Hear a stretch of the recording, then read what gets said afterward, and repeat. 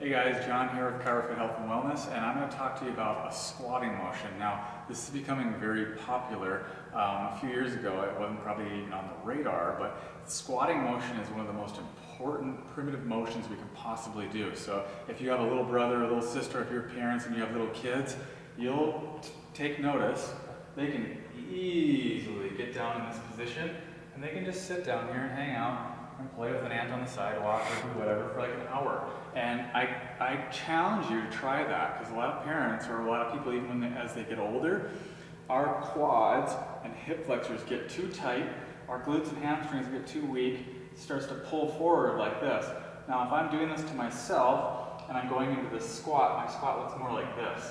I'm jammed forward and I get kind of stuck right about here. So then I have to do some funky business to try to get back, instead of just having this neutral and loose and strong here and just being able to go straight up and down and sit back like that. So then what we have to do is address, like some of our previous videos, we're talking about addressing anterior pelvic tilt. For sure we have to address that, because if that's happening, boom, that's the squat. And then you have to cheat. You have to do this, up on the tippy toes. So if you're someone who has to go down, up on the tippy toes like this, which is a lot of people, you're cheating in the squat. You're not getting down in a natural squat anymore, and you're gonna have hip or back problems at some point because you're losing that mobility. So we need to get rid of that anterior pelvic tilt by doing some of the stuff we were talking about before, stretching hip flexors, stretching quads, strengthening glutes, strengthening the hamstrings, getting back like this. Also remember, upper body is an important part of the equation too, because if this is all good, but this is my squat, it's still not doing what it's supposed to. And so here's the actual squatting mechanics and why it's important. When we squat down, we come down like this, our glutes are activated, and then at this point right about now, and it's different for everyone, but if you notice me, I'm below 90 degrees. So if you're at the gym doing squats to 90 degrees, it's not fully flexing your glute muscles. So just know that. So, but also you don't need to bottom out like this with a squat and go up, because then your glutes aren't activated anymore. It shuts them off. So what you need to know is when you get to about this point and then it starts to go, that's when they're shutting off, but that's also when you're getting the beneficial stretch and getting into that squatting motion. So when you're doing that, this bone right here, which is in between your hip bones and your spine sits on top of it, is called your sacrum.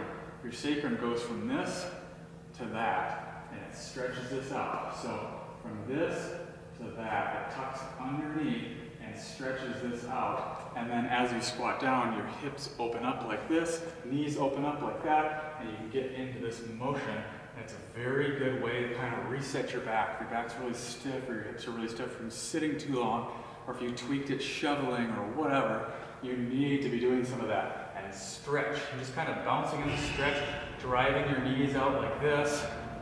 Again, from this angle, driving the knees out like that and stretching that out. It's a really good way to alleviate back pain and just get the normal mechanics back. Now, they've done studies in other countries, basically not the US, because the US, we love to do this kind of stuff and drive and sit in that terrible position that's causing anterior pelvic tilt. They've done studies where cultures that go to the bathroom like this, they socialize like this, they work, they're fishing, they're doing all kinds of stuff. Their incidence of disc degeneration, low back, chronic low back stuff, all that stuff is so low because they're very flexible and they don't lose that flexibility. In America, we'd love to just destroy that.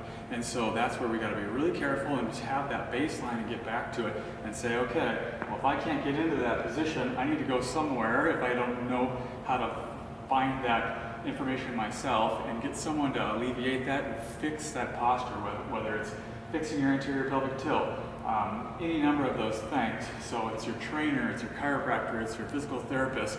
They'll help and work back into that squatting position. Again, it's so important, or else you're gonna have low back pain or you're gonna have hip pain at some point. Thank you.